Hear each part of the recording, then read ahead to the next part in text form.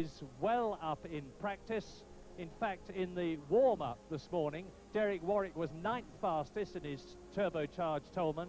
He's very, very happy with the car, is Derek. And don't forget that he fought his way up to 2nd place in last year's British Grand Prix at Silverstone. At Brands Hatch, my apologies. And there's Warwick getting into the car.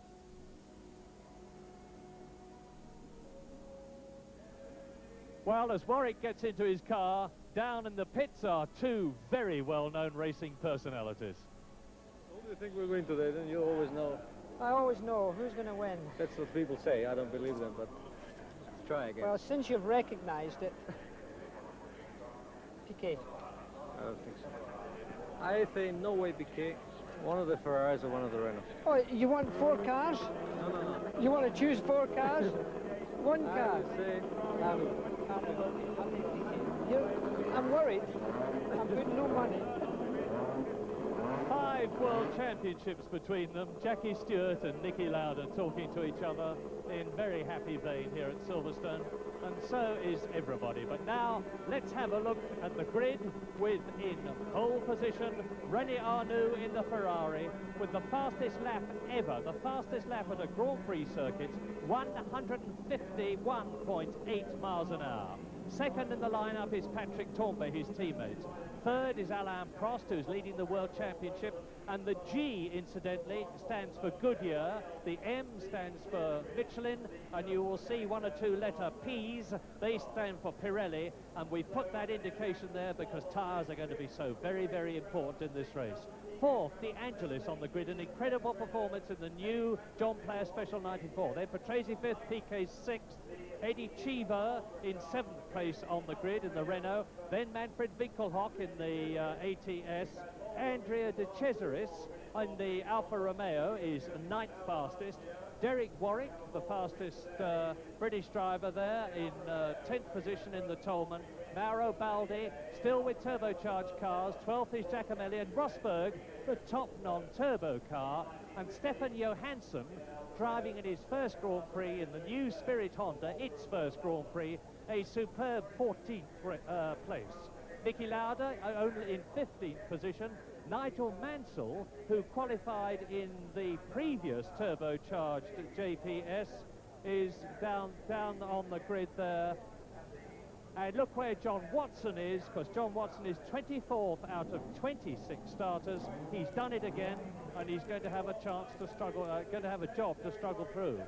Well, there's the championship. Alain Prost leading Tambay and Piquet by 3 points. Keke Rosberg only 5 points behind the leader, and that's an incredible performance. René Arnoux starting to build the points in 5th place. John Watson hanging on in there and hoping soon for the McLaren with the Porsche engine, which is turbocharged, in 6th position. And then Cheever, Lauda and Lafitte tying for 8th place. Now the Constructors' Championship is in many ways just as important. Renault and Ferrari tying, so it's a real needle match for leadership. Then the Williams team in 3rd position, Brabham and McLaren and Tyrrell, the points you see for yourselves. And incidentally, Piercarlo Ghinzani is not on the grid because when he left the pits to come round to it, his car gave trouble and he's stranded on the circuit. Well, any moment now, the warm-up lap. Yeah, standard procedure on the warm-up lap. The cars will go around in grid formation with pole position man setting the pace. And there he is, René Arnoux, having set an absolutely blistering qualifying time. 9.4, which he did in the last 5 minutes of practice yesterday, and really surprised everybody. He saved his qualifying tyres till right at the end of the session, came out when the track conditions were probably at their best, and grabbed the pole quite comprehensively. As they go around, they'll be warming up their tyres and brakes.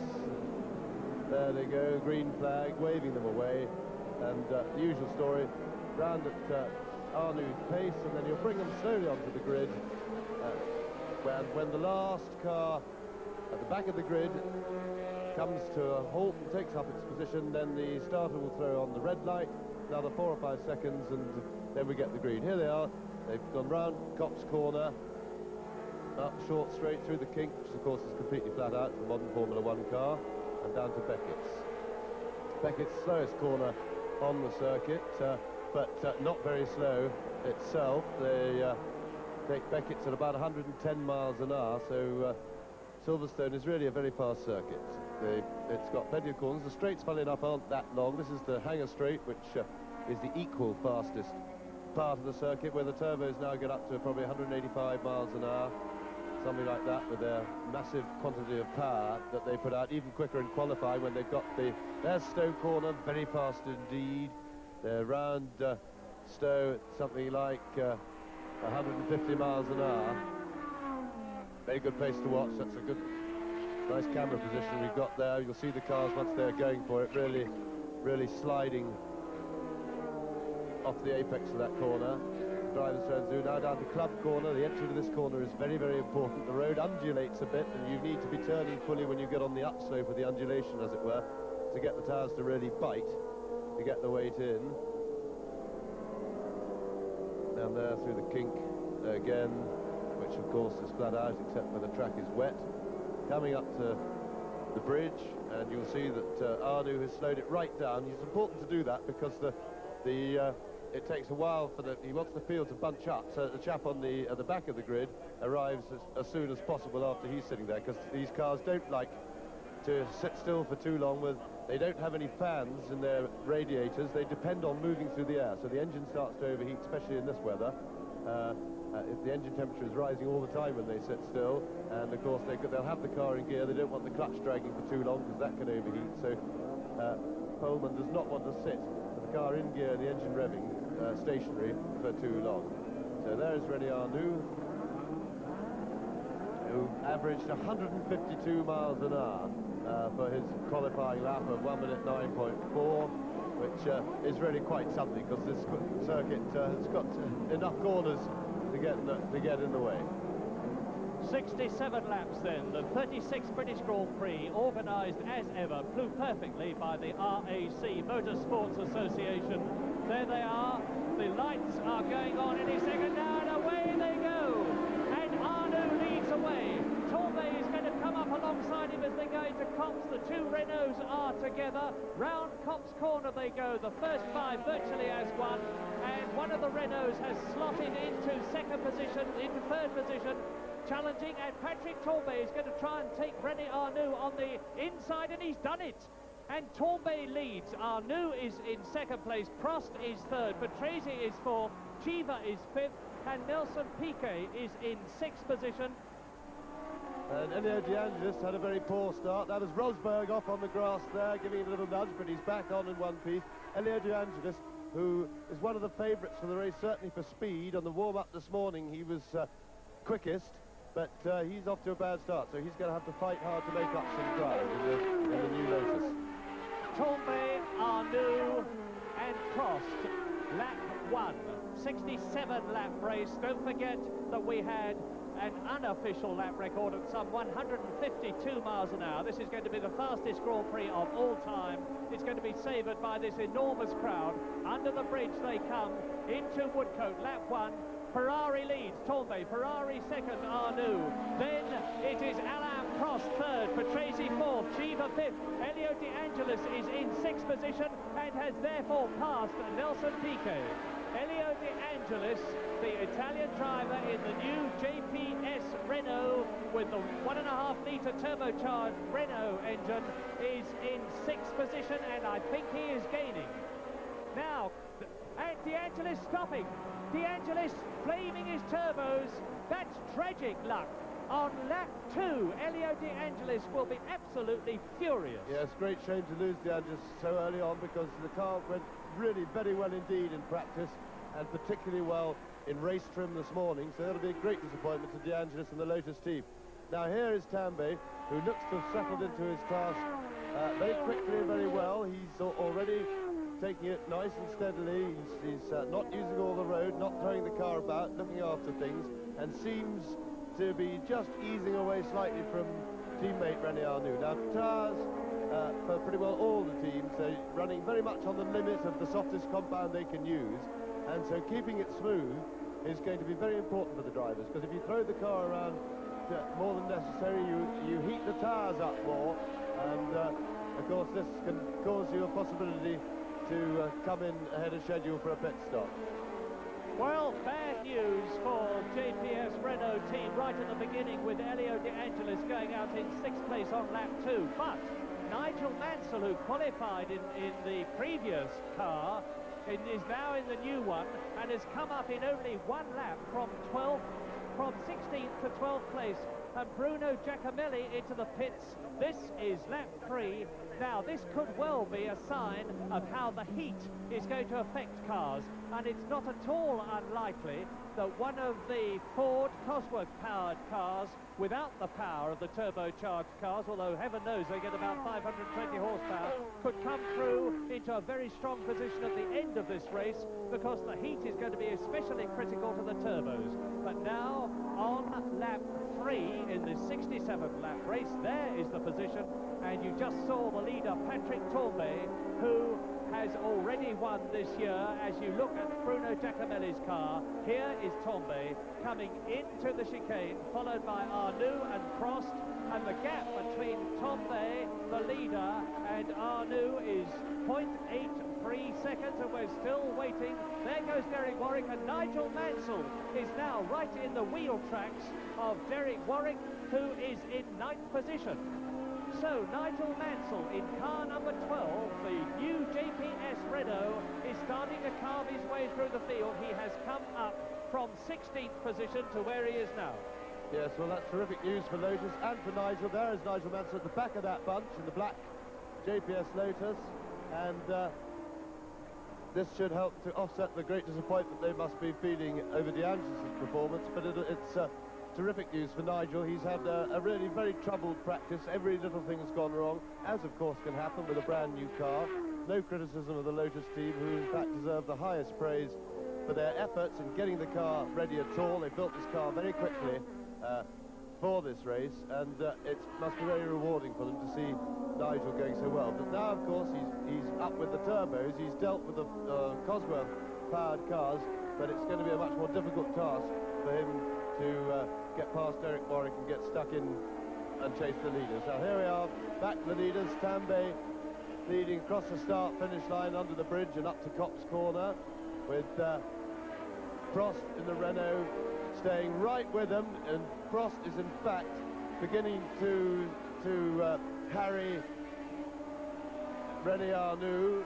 He's beginning to look for a way by, and Patrese in the Brabham is ready to sweep up any errors as well. So these 4 leading cars look very evenly matched. Prost is now looking to get into the slipstream, get a tow down the straight, and we'll see. No, he doesn't have the power. You see, it looks, if anything, the Ferraris seems to have a little bit more power. He's quicker than the Renault on the straight, which is going to make things very difficult for Prost to get past, because he was in the slipstream, and even despite that, even with the hole in the air made by the Ferrari in front, he couldn't make any impression on the straight.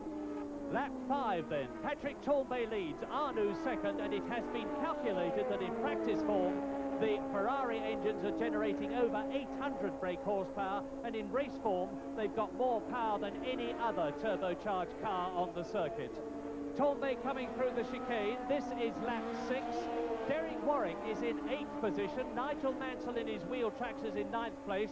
There is the leader, Tambay, and now there is Warwick and Mansell absolutely together. 8 and 9 coming down to Copse Corner. Look for the distinctive blue car of Derek Warwick, who was up to 2nd place at Brands Hatch in the British Grand Prix last year. And on lap 6 then, as we look at René Arnoux with in the Ferrari with Alain Prost in his wheel tracks. The order is Tambay, Arnoux, Prost, 4th is Patrese, 5th is Piquet, 6th is De Cesaris, 7th is Winkelhock, and Nigel Mansell is still 9th. Yes, the power advantage of the Ferrari over the Renault is visible. If you watch carefully when they come out of Beckett's, each time Prost has been right on, and Eddie Cheever there just being pushed into the garage, so he's out. Obviously some sort of terminal mechanical failure with his car, so that's the end of his day's work. But if you watch, and when we go on, that is sorry James, but that is Stefan Johansson driving in his first Grand Prix, in the first Grand Prix for the Spirit Honda. He's driving the car there that was in the Race of Champions, but he's clearly out of the British Grand Prix. And it's very close at the front now. Tournbay, Arnoux, Prost. Now, if you watch, when they go up to, they're going up to Beckett's now. Out of Beckett's, you'll watch Prost, unless you can get him going into Beckett's, will be right behind the Ferrari, and then you can actually see the Ferrari accelerate out through the kink and pull away down the straight. That means it's got quite a big power advantage, probably 30 or more horsepower over there. And now here's Prost right behind him, and now you watch the Ferrari just pull the gap. Look at that acceleration advantage he's got.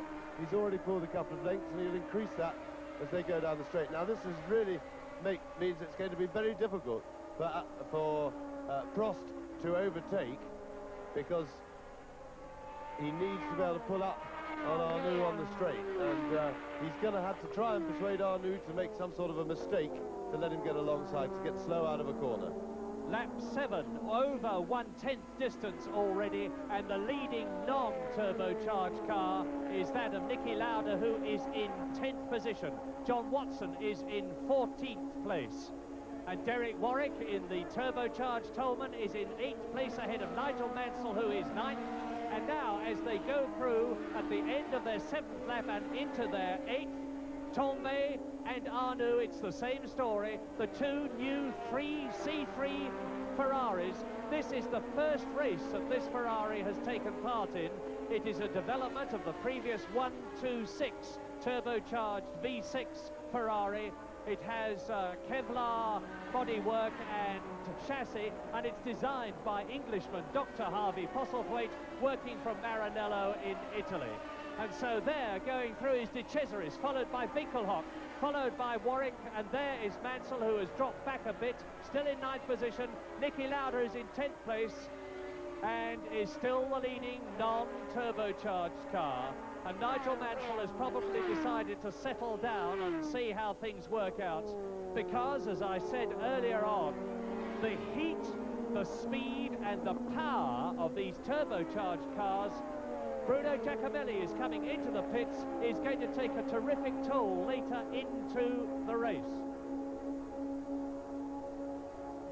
Well, Eddie Cheever, the man who was second in the Canadian Grand Prix, the man who joined Renault this season. What happened, Eddie? My engine lost all its water after 2 or 3 laps. I don't understand why. It's a pity, because my car was running very well. We were keeping up with the Ferraris quite easily. I got away with a good start. Needless to say, I'm extremely frustrated. I've had 4 or 5 things that just happened to me this year. I hope my luck. Eddie, thank you for talking to us. We're very sorry to see you standing here. Thank you. Poor Eddie Cheever, 7th in the World Championship, and there's Tournbay. There's Tournbay leading on lap 9, and there's the Renault as they go storming down the long straight into Stowe Corner, which is a 150-mile-an-hour bend. There is René Arnoux. Prost is still that exact same distance behind him, and still in 4th position is Riccardo Patrese. Well, it looks to me at the moment as if Prost is the fastest man on the circuit, but he can't show us that yet, because, as I've just discussed at length, he's stuck for power to get behind, to get past René Arnoux. In the meantime, they've just pulled away a little bit of a gap from Riccardo Patrese, so it looks as if they've got the legs on the Bradmore just about, but he's holding on pretty gamely, but they have opened that little bit. You'll see the cars as they go through the chicane, just putting a wheel on each curb as they go through it. Obviously, and Nelson Piquet seems to have gone missing. We'll see if we can find him or see him parked in the circuit somewhere. That's Patrese. Riccardo Patrese would seem to be in trouble. He's slowed right down, and it's going to be another non-finish for Riccardo Patrese, the most unhappy and unfortunate Italian driver who won at Monaco last year. Yes, made error there. It was Piquet is still there. That was Patrese who had slowed down, so that was my mistake. Apologies. Well, Riccardo Patrese then, he's failed to win, failed to finish a single race and to score a single point, and he'll be very, very unhappy about this, because already there is talk in the paddock lane that Riccardo Patrese will not be driving, and look at that for Brabham next year. that he's going to be replaced for someone else, and significantly, I saw Johnny Cicotto talking to Bernie Ecclestone today. You can make something out of a chance meeting here, which may not be true, but the danger signals are showing as far as Riccardo Patrese is concerned, as he very unhappily pulls out of the British Grand Prix, as have Elio De Angelis and Eddie Cheever, and we are on lap 11, and the order is Patrick Tambay, who is leading René Arnoux by just over a second, and there he is. And as you can see, behind René Arnoux is the yellow Renault of Prost. There is the fourth man, Nelson Piquet. So there's still four drivers very close together. Andrea De Cesaris in the Alfa Romeo is fifth. Manfred Winkelhock in the ATS BMW is sixth.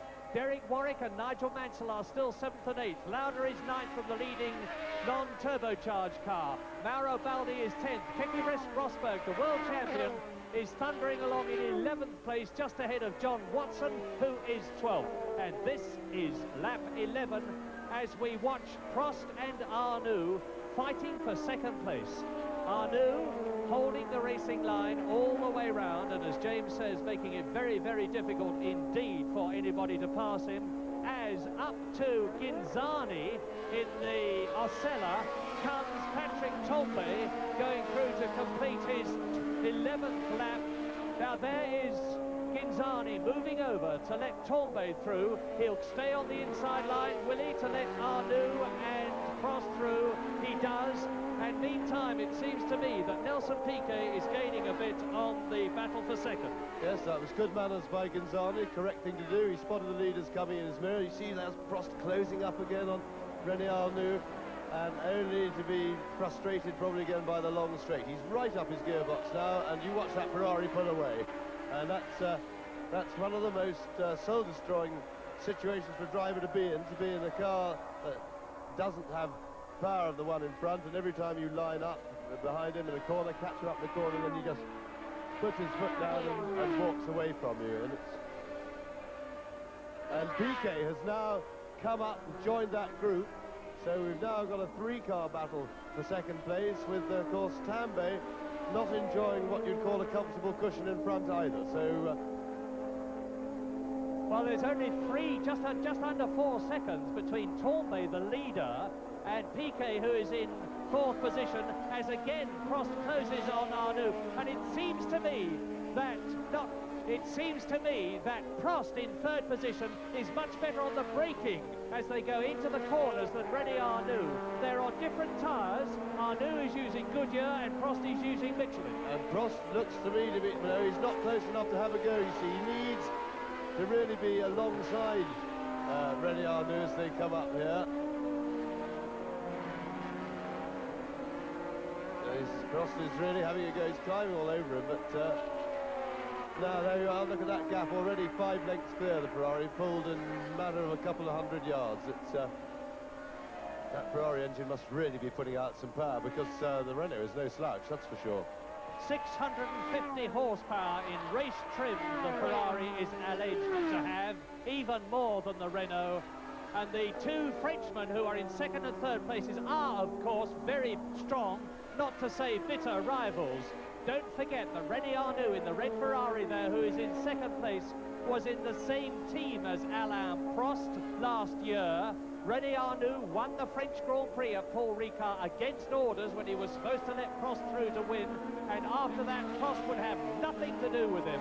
And as a result of that, Arnoux left the Renault team, and now Prost will be very, very anxious to get through, and he's doing it. He goes through beautifully on the inside at Copse on lap 14. Alain Prost in the Renault has gone through and taken 2nd place. Terrific stuff, and Piquet's now having a look at René Arnoux, and I have to say Prost did a magnificent bit of overtaking there, because he definitely caught Arnoux napping then. Arnoux was not expecting him to have a go. He'd positioned himself well. He'd done the right thing by not giving him any indication that that was where he was going to have his go, and that was a sort of very intelligent approach to it that you'd expect from Alain Prost, because he puts plenty of brain power into his driving, and that is a very necessary ingredient for being successful in this business. And Alain Prost already has pulled away, and it's going to be no time at all before he catches Arnu's teammate, Patrick Tombe, who so far has had a comfortable race, but I think Prost is about to change that and try and make it a bit uncomfortable for him and bring him under some pressure. And now Nelson Piquet, the 1981 world champion, is going to attack René Arnoux. And don't forget that we've still got the refueling stops, which could well transform this race, with René Arnoux dropping back, with Prost pulling away, with Patrick Tombe still leading, with Nelson Piquet challenging for third position in the Brabham. And we are now on lap 15 out of 67, and the refueling stops are due to start on lap 29 when, if our information is correct, Manfred Winkelhock will be the first driver to pull in and take on fuel. And now Nelson Piquet in the superb, in my opinion, the best looking Grand Prix car of them all, the Brabham BMW designed by Gordon Murray, is pushing René Arnoux very, very hard indeed. Yes, things should be a little bit easier for Nelson Piquet than it was for Alain Prost, because he can't do it here. It's just a dab on the brakes, there isn't the room. But the Brabham seems to be quicker in a straight line than the Renault, and he doesn't seem to be walked away from to quite the extent that Prost was suffering. But the Ferrari is still enjoying a power advantage. There's no doubt that he's putting away, and it must be a considerable one, because the Brabham is probably the most slippery of the current crop of cars aerodynamically. There is 0.32 of a second between these two cars, and all the time, of course, Patrick Tombe in the lead is ahead of both of them. We had a little nervous glance in the mirror from Arnoux approaching Copse Corner there to see if Nelson Piquet was going to do the same thing to him that Prost had done a couple of laps earlier. It is very, very hot and getting hotter. It is sultry, it is very humid. The cockpit temperatures, I would not be at all surprised to find, were of the order of 130 degrees.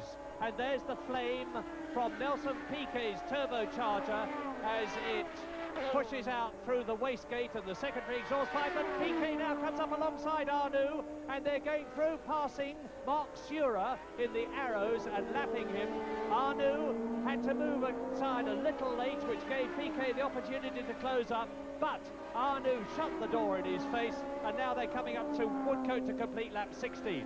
I thought Piquet might have made a bit more of that situation if he'd gone back to the outside of the track more quickly and got a good clean line through the corner.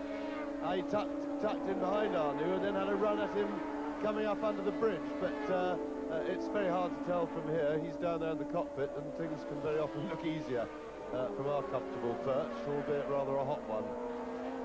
Lap 17, and with Patrick Tombe in the lead and increasing it, there he is. There's a long gap now between himself and René Arnoux, because, as we have said before, Patrick Tombe has got a clear track in front of him, except for passing tail-enders, which he can do quickly and cleanly. Whereas Arnoux has got to try and keep Prost back, and Prost has got to try and get past, as he has done, Arnoux. And now Prost is closing right up on Patrick Tombe. There's Piquet closing up on Arnoux. So Prost is catching Tombe, and Piquet is right with Arnoux. It's interesting, Prost has not caught Tombe as quickly as I'd expected him to, which is good news for a close race, because it means that even if Prost can get by Tombe, he's not going to romp away. And bear in mind that the leading runners are all going to make pit stops during this race, as a result of which we can get the sort of lead that anybody is going to enjoy, I think, can be very quickly and easily negated by the pit stop. Lap 18, and as we look at the battle between René Arnoux and Nelson Piquet for third position, and there it is, Patrick Tombe leads, Prost right behind him. This is the battle for third.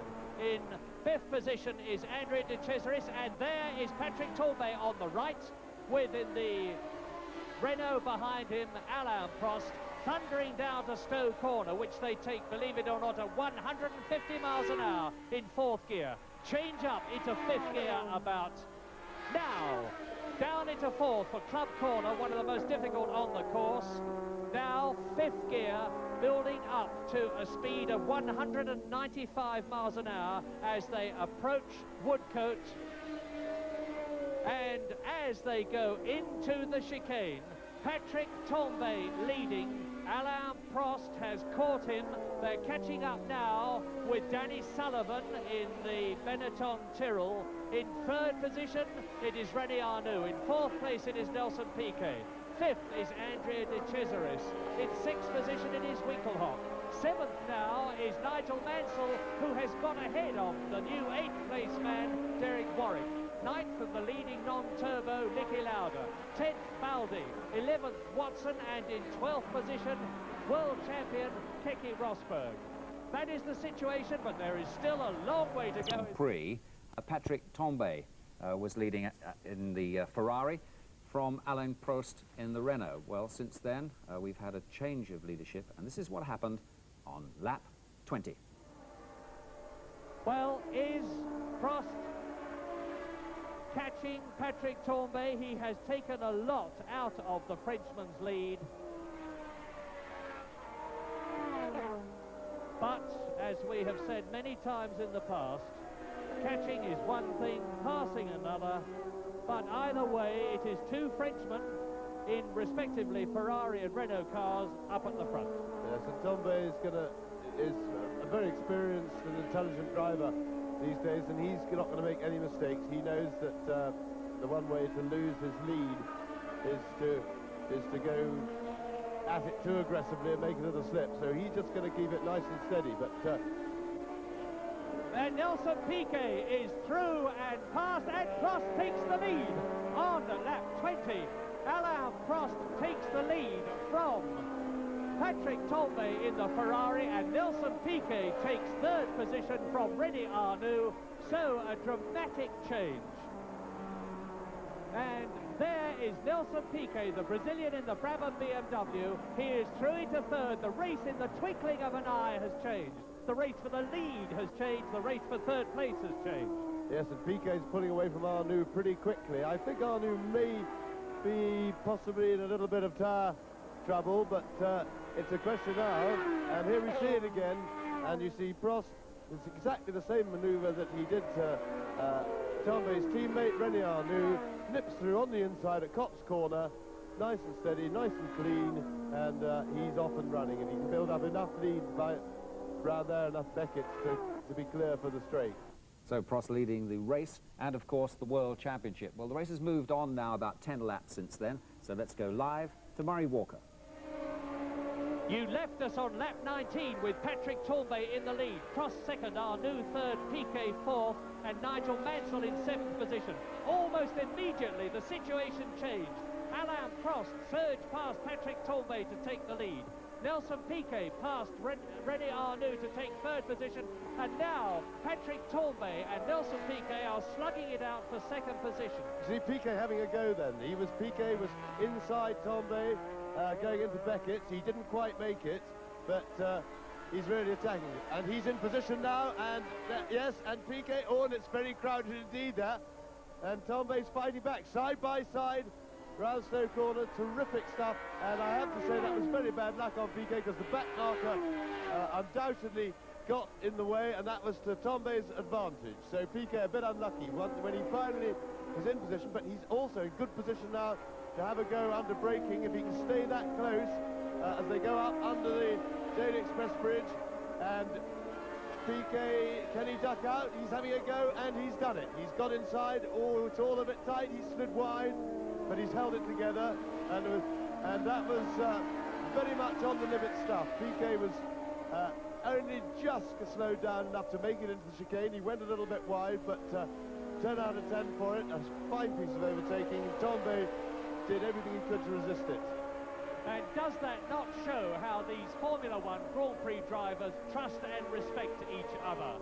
Because Patrick Tambay gave way at the very last moment. He didn't attempt to bang wheels or bully his way through and keep Piquet back. And as a result, Nelson Piquet, who started on the grid comparatively far back for him because he was in 5th position, has now fought his way up into 2nd place. Nelson, here we go, see it again. Now, right on the limit, you'll see these drivers are really having a go. Now, you see Piquet, he's really struggling to get into the corner. He misses the apex. Look, he doesn't make the apex, and he's a little bit wide, but Tambay hasn't got the space to repass, and now he's got it gathered up together again, and he's off and running and clear. Now, we have a situation where Piquet is some 9 seconds. That's John Watson making his pit stop. That's McLaren's making a scheduled stop. This is the first pit stop for refueling that McLaren have ever made. You'll notice their different clothes, their uniforms. They've got angled petrol fillers, and John Watson gets away in. And into the pits now comes René Arnoux in the Ferrari in 4th place, and this is lap 33. Let us see how the well-drilled Ferrari team in their immaculate uniforms and helmets deal with it. In goes the hose. Off come the wheels already with 5 seconds gone. A really good pit stop can be done in 12 seconds, and by now René Arnoux will have lost 4th place to Andrea de Cesaris. He goes out in 15.45 seconds. Andrea de Cesaris will have moved up into 4th position, and Nigel Mansell will be challenging René Arnoux very hard as he comes back onto the circuit at Copse. Well, not a bad stop by Ferrari, and not a bad one for the first time by the McLaren team, but I think Watson appeared to be having trouble getting the car into gear or something, but they got him moving again, but they lost a couple of seconds actually getting the car to roll once the work was done. Now, Alain Prost is leading Nelson Piquet by less than 12 seconds, and Nelson Piquet is definitely the man to watch as we see Roberto Guerrero being passed in his Theodore by Patrick Tambay. Yes, and a lot of pressure now on the Brabham team to turn Piquet round quickly when he comes in for his stop. They've been very, very good at it. They have probably the best record for good pit stops of any of the teams. They were the first to do it. But now it's a real crunch moment for them. Home Grand Prix under pressure, because if they can do a really good one, they may well help Piquet's cause by 3 or 4 seconds over the Renault team, who traditionally haven't been quite as quick. But the pressure being any sort of panic or over-enthusiastic haste tends to end up in a mess, and you can lose time. So the pit stop really has to be cool. 12.8 seconds is the gap that we see there, and we're going to keep looking at that gap to see if Piquet is making any impression on Alain Prost on the road. Well, Nelson Piquet is not due to pit stop until lap 38, but Alain Prost is due to pit stop on lap 34, and we're now on lap 35. So Alain Prost will be coming in any moment now, and Nelson Piquet will then go through into the lead. And as James says, everything will depend on how fast, comparatively, Alain Prost and Nelson Piquet's pit stops were. Prost leading on lap 35. Into the pits now is coming Andrea de Cesaris, who is in 4th position in the Alfa Romeo. And there is the Ligier of Jean-Pierre Jarier, but the Alfa Romeo of Andrea de Cesaris is also in the pits for refueling, and he's in 4th position as out of the pits goes number 25, Jean-Pierre Jarier, 16.4 seconds. That's 1 second longer than René Arnoux' car. And now they're the Renault pitmen ready, and on the other side of that board, which has 16 on it, is the number 15. And that is to show Alain Prost exactly where he has got to stop. That Renault official there is Alain Prost leading the British Grand Prix on lap 36, while calmly in his pit position wait the Renault mechanics, the refuelers, the tyre changers, the man who's got to hold the board to show him exactly where to stop, and most vitally, the pneumatic hammer operators and the 2 men front and rear who have to operate the jacks to lift the Renault off the ground and enable those wheels to come off. And of course, it is the driver's responsibility to put the brakes on when the wheels are off the ground to stop them going round. And Alain Prost actually forgot to do that in one of the races and made things extremely difficult for his technicians. Niki Lauda is coming into the pits. Here he is. Niki Lauda, number 8, double world champion, and he is now in 6th position. And as I talk to you, Nigel Mansell is up into 5th position. So there is Niki Lauda. And Alan Prost is now coming into the pits. So Prost is, there is Prost. Now they're giving it, it's a bit of a tight pit road, and of course they're still racing now, so he's giving it full pace, but doing a good 120 up the pit road, slowing down now. There's his board, he has to follow the line, stop in exactly the right place, and as Murray rightly said, keep the foot on the brake, otherwise the mechanics can't get the rear wheels on because they roll. And Tombe is also coming to the pit, so they're all coming in at once. And Renault going, very, very good stop by the Renault team, 14 seconds. And here we are, the Ferrari team already at work on Tombe's car. We haven't got a... There's the clock running on them. Yes, I have a stopwatch running. Actually, it's now 13 seconds since Patrick Tombe stopped. It looks to me as though he's going to be a whisker slower. No, he gets away only 0.65 seconds between Alain Prost and Patrick Tombe's stops. And that was... see the cold tires as he smoked away with the rear wheels spinning like mad. So there is Prost out warming up his fresh set of tyres, and he's powering past one of the slower cars on the straight, but he won't want to be too quick through this corner till he's got his new set of tyres nice and hot, and that was Rosberg that he actually passed there. Yes, what a sign of the times when, as you rightly say, Alain Prost passed one of the slower cars, and that slower car is driven by no less a man than the world champion. Well, now Alain Prost is leading. Now it is going to be very close between him and Nelson Piquet, because Piquet of course has gone into the lead with Alain Prost having stopped. And the really critical thing is going to be how long it takes Nelson Piquet to have his pit stop, and he's due in on this lap actually. And we're keeping our eyes peeled. There goes Nigel Mansell, who is now up into 4th position, believe it or not, thanks to all the pit stops. Nigel Mansell in 4th place.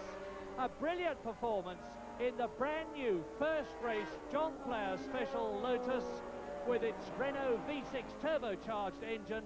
And Nigel Mansell now getting his revenge for all the bitter disappointments that he has suffered during 1983 and 1982 for that matter, showing that, as we all knew, he is a really superb Grand Prix driver.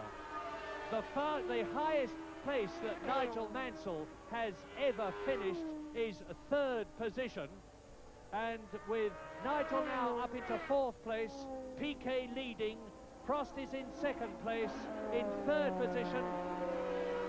Now going through, now thanks to the pit stops, Nigel Mansell that we are looking at is moved up yet another place. He's in 3rd position. This is great news, and I need hardly say that all the British enthusiasts around Silverstone are absolutely wrapped in excitement. Mansell goes through, he blasts his way across the line, and he, Nigel Mansell, in the new John Player Special, is due to come in practically, yes, last of all. He's due to come in on lap 43. And now on lap 39 in this 67 lap race, Piquet leads but has yet to make his pit stop, which he is due to do on this lap.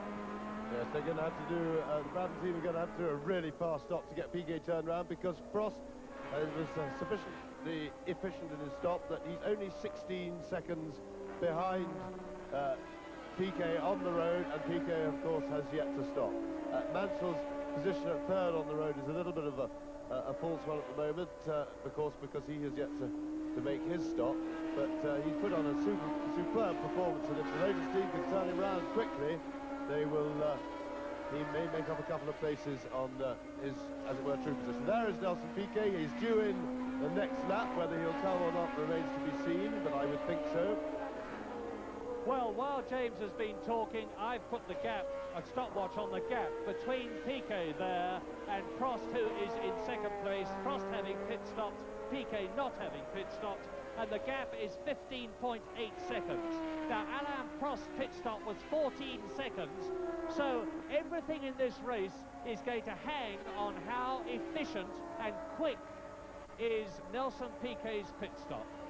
The enormously experienced Brazilian now, 30 years old, and in his time, 72 Grand Prix, he has won 8 of them. He's had 7 fastest laps, the world champion of 1981, and he devoted 1982 quite deliberately to developing with Gordon Murray and Paul Rocher the new BMW engine. And is he coming in this time? No, no, he's gone to the left-hand side of the road, so he's doing another lap. I'll try and have a look at his pit board, see if they're calling him in. Somebody's lost some bodywork on the track. There's a lump of Ligier-looking bodywork. I can't be sure. They'll want to remove that. But all excitement, that bit of bodywork, I didn't manage to see whether Piquet's pit had called him in or not, but must come soon. Well, it's a tasty bit of Ligier bodywork. It looks like the bit behind the driver's head that's come off that slots in around the roll bar, but it couldn't be in a worse place. As you see, it's right in the middle of the track, I think on the entrance to Cox. There is Nelson Piquet.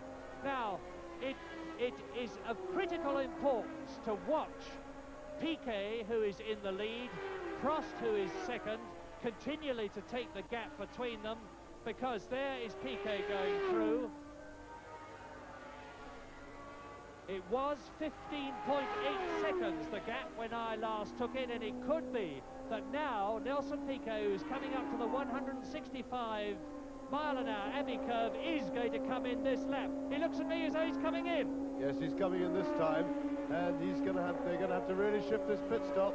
He's not going to get out in front of Prost, that's for sure, but it's a question of whether he can get out in striking distance. And also, interesting, we won't be able to tell from here, Brabham change the compound of his tyre or anything like that, because Prost was certainly going very quickly and quicker than Piquet when he got out on his fresh set. Right. Stop.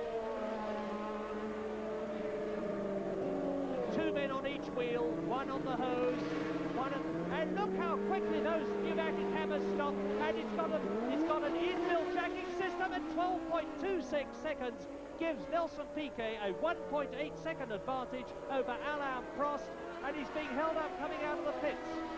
Yes, that's very bad. That poor Piquet hasn't. The little bits and pieces of luck haven't really been with him in this race, but it remains to be seen. We'll give him a lap to warm his tyres up and then give you a gap on how far behind Prost is. Magnificent wheel changing effort by the Brabham team, truly spectacularly quick. They're going to have to find a way to get that fuel in a lot faster somehow in order to catch up with their newfound ability to swap the wheels over like lightning. Fantastic effort by the Brabham team. We are on lap 42 in this 67 lap race. It's a very, very close thing. There is Nigel Mansell, who is in 3rd position still. He has come up from 18th position on the grid to 3rd position on the track in his first race in the new Gérard Ducar Rouge designed John Player Special 94T with the Renault engine. And if ever anybody made a magnificent investment, Lotus made one in taking Gérard Ducar Rouge, the ex-Alfa Romeo and the ex-Ligier designer, on to produce a new car for them, because that is it. And the really dramatic story about Nigel Mansell is that last night a completely new loom was made for his car's wiring system, and that was fitted first thing this morning, and instantaneously it cured the problems. And there is Keke Rosberg, the reigning world champion, in 9th position when he came into the pits. He's completed his pit stop, or has he? He's a bit slow getting away. But Keke Rosberg, the world champion, and I can't give you a time, I'm sorry, because we didn't see him come in, although we saw him go out. But knowing the Williams team, it will have been a very quick one. And there is Alain Prost. The question is, where on the track is Nelson Piquet? And you see that Nigel Mansell, joy of joys for British enthusiasts, is now in 2nd position. But as James said earlier, that's a slightly false reading, because Nigel Mansell has yet to make a pit stop. But that takes nothing away from his superb performance, the highest he's ever been in a Grand Prix, and here he is, into the pits. Now you can see the lines of the new John Player Special 94T. Nigel Mansell at the wheel, the man from Hall Green, who now lives at Port Erin in the Isle of Man, and he stops his car now.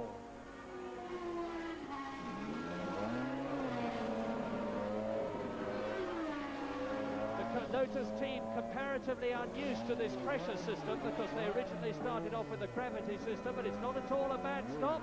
And away he goes, 13 seconds. That is great stuff. Yes, very good effort again by the Lotus team, particularly as they've been working all-nighters and round the clock to get the car ready, and can't have had a lot of time to spend on practicing pit stops, because if they'd done that, they wouldn't have had a car to practice on. So, full marks for the Lotus team. Well, and now there is only about 15 seconds on the track on lap 44 out of 67 between Alain Prost, who is leading the race, and Nigel Mansell, who is now in third position, with Nelson Piquet in second place, having passed Mansell while he was stationary in the pits. And there, to bring us back to some understanding of what exactly is happening now on this about two-thirds distance race, we look at Alain Prost. Yes, and Prost is now enjoying something like a 15-second lead over 16 over Nelson Piquet, and that lead he seems to be extending slowly, gently. So Prost looks to be very much in command of the race. 17.5 seconds it's up to now, so he is actually pulling away from Nelson Piquet, and it really looks now as if Alain Prost has everything well under control. He's in only mechanical reliability of any potential mistakes between him and victory. This is lap 45 out of 67. We are into the closing stages of the 36th British Grand Prix, and there is the race leader, Alain Prost, in the Renault, on his way to his 8th Grand Prix win. But whilst the Renault has failed with Prost at the wheel in the lead before on many occasions, it is unlikely to do so in this race, because Renault seem to have got their reliability right. In second place now, it is Nelson Piquet in third position, and there's a change. Patrick Tambay has regained that third position.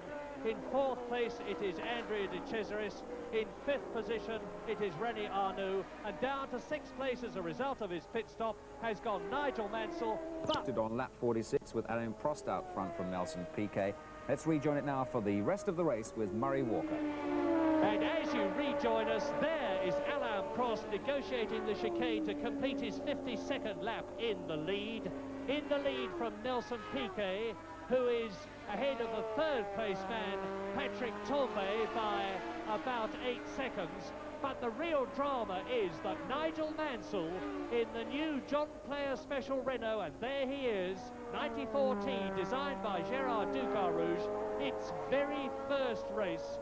Nigel Mansell is in fourth place and some 19 seconds behind the third place man, Patrick Tambay, coming up to complete his 52nd lap in the 67 lap race, having driven, I think it is fair to say, the race of his life, because Mansell suffered the most appalling frustrations in practice. They got his car right, and he's certainly using it. Yes, marvellous, marvellous effort. He now, though, is going to need mechanical failure or problems to make up any further places, because he's not catching Tambay fast enough to catch him before the end. He's only got 15 or 16 laps, 15 laps left to do it in, and that gap is too big. But plenty of mileage for things to go wrong for anybody up front, including, of course, Nigel himself. So we'll keep our fingers crossed that he has no dramas and just keeps plugging away. Lap 53, the order. Alain Prost leads Nelson Piquet by 16 seconds. Patrick Tambay is third, 8 seconds behind Piquet. Nigel Mansell is fourth. In fifth position is René Arnoux. Sixth is Niki Lauda in the World Championship points, leading non-turbo car. In seventh place is Mauro Baldi. Eighth is Andrea de Cesaris. Ninth is John Watson. 10th is Jarier. 11th is world champion Keke Rosberg. 12th is Alboreto. 13th Lafitte. 14th Sullivan. Then 15th Boutsen. 16th Guerrero. 17th Winkelhock. 18th Sura. 19th Brazil. And in 20th position, but now 6 laps adrift, is Piercarlo Ghinzani. And effectively, there are 10 cars left in the race because there have been quite a lot of retirements, and those places I gave you included the positions in lieu of those lost laps. And that is Niki Lauda, who is still holding that 6th position, the World Championship point. Yes, very good race that Lauda and his McLaren is having, the Marlboro McLaren, going down to the bridge. Boutsen. There's that breaking Thierry Boutsen, who's made such a good, promising debut to his Grand Prix career. That McLarens must be very pleased with the performance of their car in this race, leading normally aspirated car, and has been right there all through the meeting, because of course they've got their turbo engine running now. It's in a workhorse chassis which isn't built up for Grand Prix specification, hasn't got the full tanks and everything like that in it. They're very pleased with the performance of that car, and the McLaren team are working flat out on getting there. Goes Nelson Piquet, just nipping past the back markers, see how quickly he catches Niki Lauda. But McLaren's hope to have their chassis ready within a month's time and running with the turbo engine in it. They were a little bit let down by Porsche in getting the car ready, because they needed a dummy engine several months ago in order to start building the chassis. And although Porsche delivered them a running engine on time, that was the first they ever saw of it. They never got the dummy in order to start building their chassis. So and that's a necessary thing, because you build the chassis round the engine. And so they were a bit held up.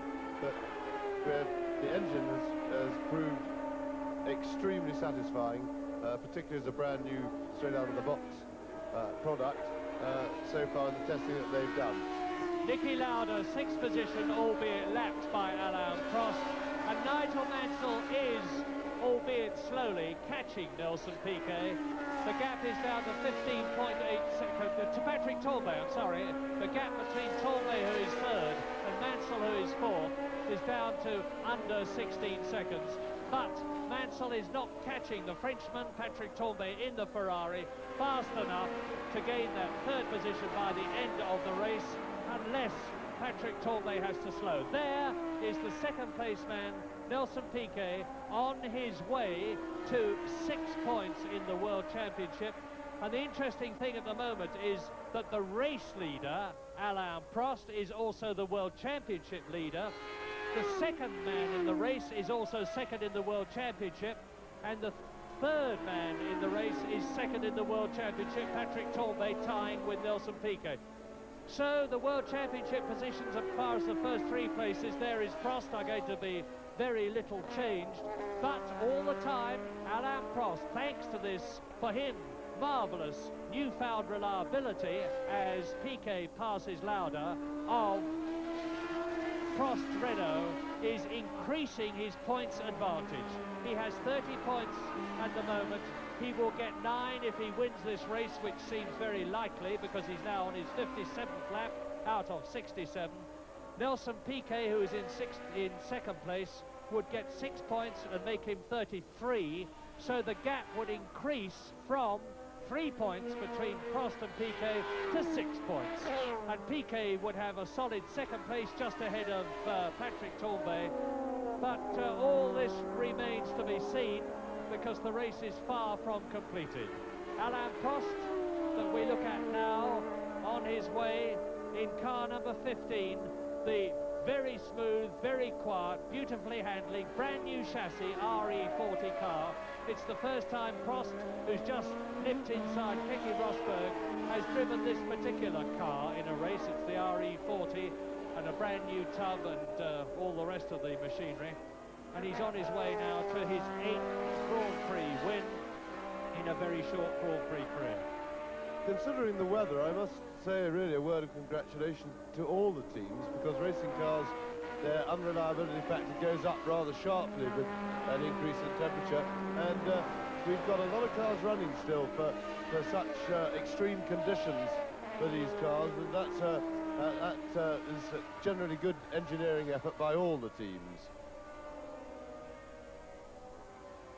Patrick Tambay going into Copse and now out of Copse. That's the right-hander after the start, 125 miles an hour. He's coming up to Jacques Lafitte, who is well down 13th position. It's been a pretty unhappy meeting for Lafitte. He was way out of form in practice, and Lafitte was right down in 20th place on the grid when this race started, which is most unlike him. He tends not to practice very well, but to be a real charger in the race. And as you can see, Jack Lafitte has got the Tyrrell of Michele Alboreto, who of course won at Detroit this year, and is using one of the latest Ford Cosworth DFY engines in front of him. And behind him, he's got the third place man in the race, Patrick Tambay, and the gap between Tambay and Mansell is now down to 13.2 seconds. And it could well be that Tambay has been delayed a bit. Now, as they come out of the chicane, I will take the gap, because Mansell is closing much quicker than I expected him to. It was 18 seconds and then 16 seconds. Now you've seen on your screens that it's 13 seconds, and Mansell's going into and out of, and the gap is now down to 11 seconds. So if that is true, and it is true, I've just done it on my own watch, Nigel Mansell is gaining quite rapidly on Tambay, but he's on lap 59. It's a 67-lap race, and I don't think he can do it. I don't think he can, but it is still within the bounds of distant possibility. And if Tambay gets delayed by any more back markers or anything like that, then Mansell has a chance. Of course, he's not only got to catch him to make it worth his while, he's got to pass him as well. And we've already seen how difficult that is, because the Ferrari, without a doubt, has the most power of all the turbos, which means of all the cars.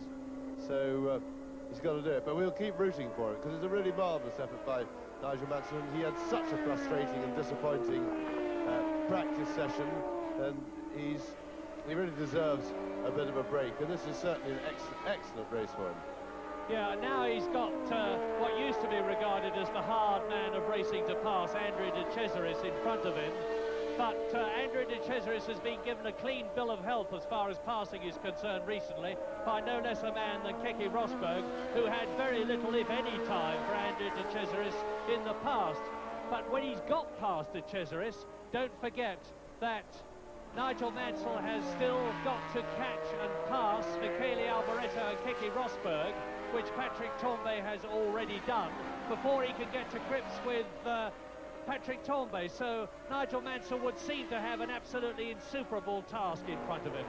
Andrea de Cesaris, number 22, in the Euro Racing Alfa Romeo with its V12 3-litre non-turbocharged engine, then leading the turbo Renault powered car of Nigel Mansell, who is in 4th place and who is on his 60th lap, which the leader, Alain Prost, has already completed.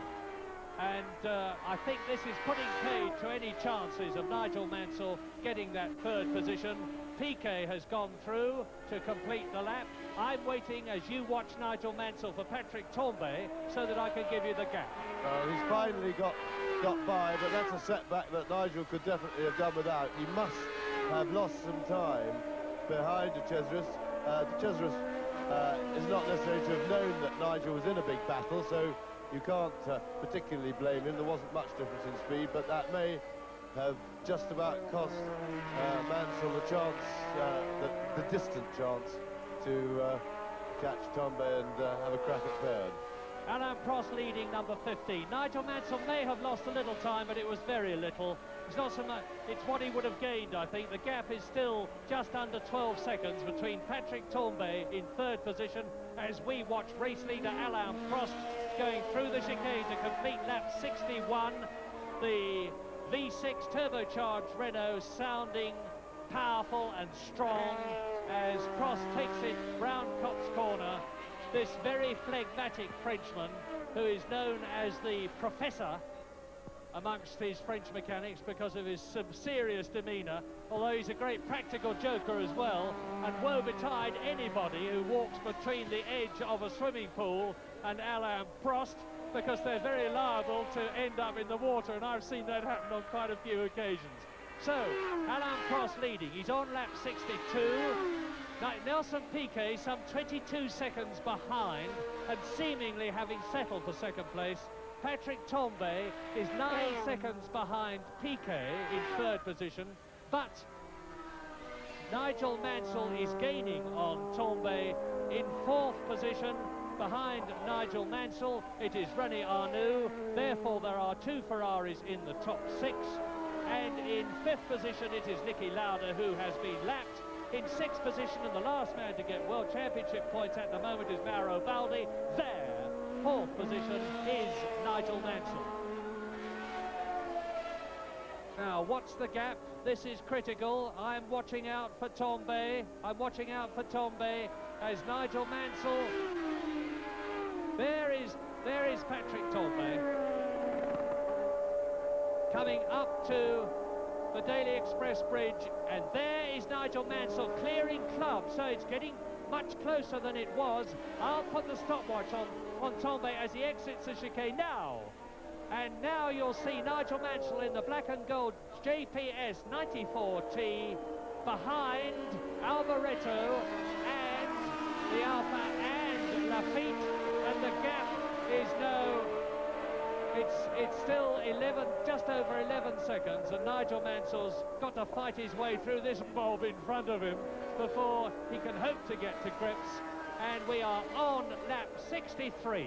On lap 63 with Prost leading, Piquet second. This man, Patrick Tambay, who has been a model of reliability and consistency this year, in 3rd position. 5th in Brazil, Patrick Tambay. Led Long Beach until he was punted off by Keke Rosberg. 4th in France, he won gloriously at San Marino. 4th at Monaco, 2nd in Belgium. Didn't finish in Detroit. 3rd in Canada, 2nd equal in the World Championship with 27 points. And he's in the running now for 4 more, with Nigel Mansell snapping at the heels of the Alfa Romeo and going through on the inside. Yes, beautifully. Passes Mauro Baldi. Now up to Michele Alboreto.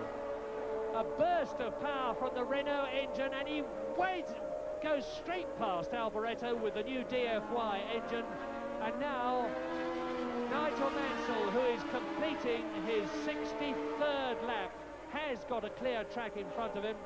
And incidentally, if you are wondering why that piece of bodywork from the Ligier has not been cleared from the approach to Copse Corner, the answer is that even the superlatively official, competent British Motor Racing Marshals Club won't have had somebody who's fast enough to get from one side of the track to the other, pick up that piece of bodywork on the way without getting in the way of a driver. And therefore the best thing to do is to leave it exactly where it is, because all the drivers now have passed it many times and will know perfectly well where it is. Lap 65 for the race leader, Alain Prost.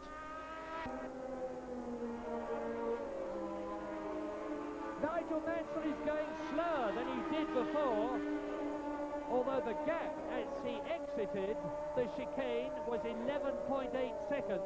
He was just a little slow on the gear change as he exited the chicane. Gave me a moment's heart failure almost, but the JPS looks as though it's running strong and true. 4th position, and the leader, Alain Prost, has lapped everybody up to 5th position, René Arnoux. Alain Prost is on his 65th lap. There he is, just missing the Ligier headrest cover. Into Copse. 125 miles an hour, 4th gear. Up into 5th to take the left-hander at Maggots. Approaching 165 miles an hour. Now down into 3rd gear for the right-hander at Beckett's. 110 miles an hour, accelerate away, up into 4th gear now, into the sweeping left at Chapel, down the hanger straight, 5th gear, 180 miles an hour, building up in the turbocharged Renault to 190 miles an hour as he goes down to Stowe. And he's catching Thierry Boutsen, the Belgian driver, in the arrows, who has driven a typically clean race. He is in 15th position in only his 4th Grand Prix. He's got the race leader coming up behind him, soon to lap him again, and soon to complete his 66th lap. And this is Alain Prost exiting the chicane to start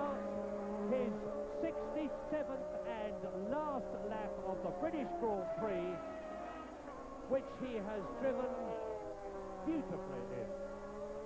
Yes, well, this, assuming he completes his last lap without drama, that will give Alain Prost only a 6-point lead in the World Championship, which isn't a big one.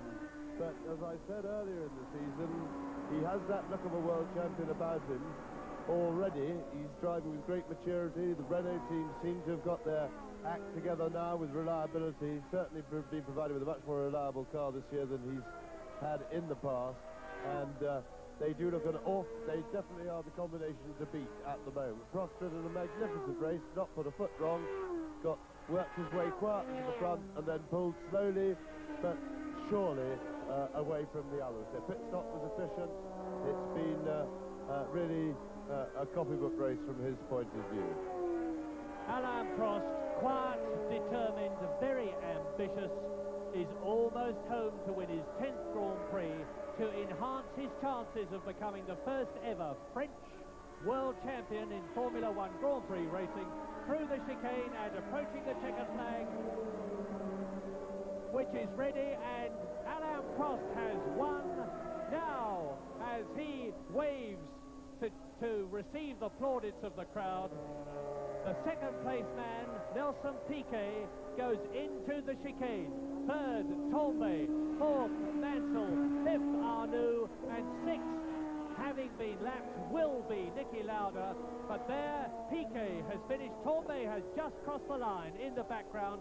And you will see in a few moments Nigel Mansell, who is coming into the chicane to take a superb fourth place, having come up from 18th place on the grid, something that he and Lotus and JPS and everybody associated with them can be very, very proud of.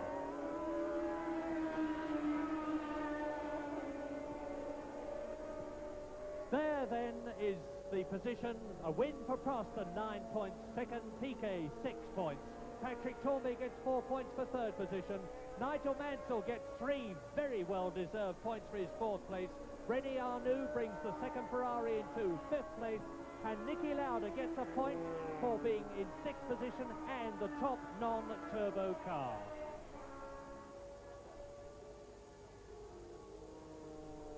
Nigel Mansell is obviously getting a tremendous wave from the crowd all the way round the course. He knows it, he deserves it, he acknowledges it. He tours in, as does Alain Prost. It's been a terrific British Grand Prix. We thought the heat was going to decimate the cars, and especially the turbos. They have all stood up to it extremely well. Best of all, the man that you see now going into the chicane in the very distinctive yellow and white Renault, and there is the World Championship situation updated to allow for Prost's win. Alain Prost, as I said, now leads Nelson Piquet by 6 points, and Piquet is just 2 points ahead of Tombe. No change in the first 3 places there. For that matter, no change in the first 4 places. Now, I'm wrong, because Piquet and Tombe have separated their second position. In fifth position, René Arnoux. 6th, John Watson is still there, hanging on. And don't forget that John Watson, probably in the German Grand Prix, I would think almost certainly in the Austrian Grand Prix, will be driving a McLaren with the new V6 turbocharged TAG engine, designed and built by Porsche. And then we can really expect the sparks to fly from John Watson and Niki Lauda, who sandwich Eddie Cheever in 7th position in the World Championship, with Jacques Lafitte in 9th position. Well, the comment from this race is that the man is definitely Alain Prost, but what a tremendous drive too from Nelson Piquet, who wasn't really able to do anything about it, but fought through from a comparatively lowly position on the grid for him. Patrick Tombe, who had led, goes down to third position, gone through into third position, and Nigel Mansell, definitely, for my money, the man of the British Grand Prix of 1983. But James, what do you think? Oh, I thought it was a very good, clean race. There were no accidents that we saw. There's been terrific effort of reliability in these really trying conditions for the teams, with considerable heat, and the turbo cars really stood up to it very well. We had very little in the way of mechanical failure. So generally the Ferraris, Piquet drove a sterling effort, but he was well beaten by Prost. He was very much on the limit as he was working his way up past the Ferraris and was driving with all his full fire and everything. But it was a dominating performance from Alain Prost. There he is. Alain Prost. Alain, many congratulations on your first British Grand Prix victory at the circuit where Renault began their new Grand Prix career. How does it feel? I'm very happy.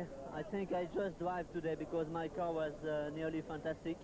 I think if I won today it's because my car was good, but also my tires were fantastic, much better than the Ferrari. And a wonderful reception here, Alain, from the British crowd. You're obviously very popular here. I hope so. I hope so, because, you know, 2 years ago I had to win the race, and I think I missed the championship 2 years ago. I think it's a good win for me today. And Alain, last question, of course. You are now further ahead in the championship. Can you become the first Frenchman ever to win the World Championship? You know, it's the third year I will try to be the World Championship.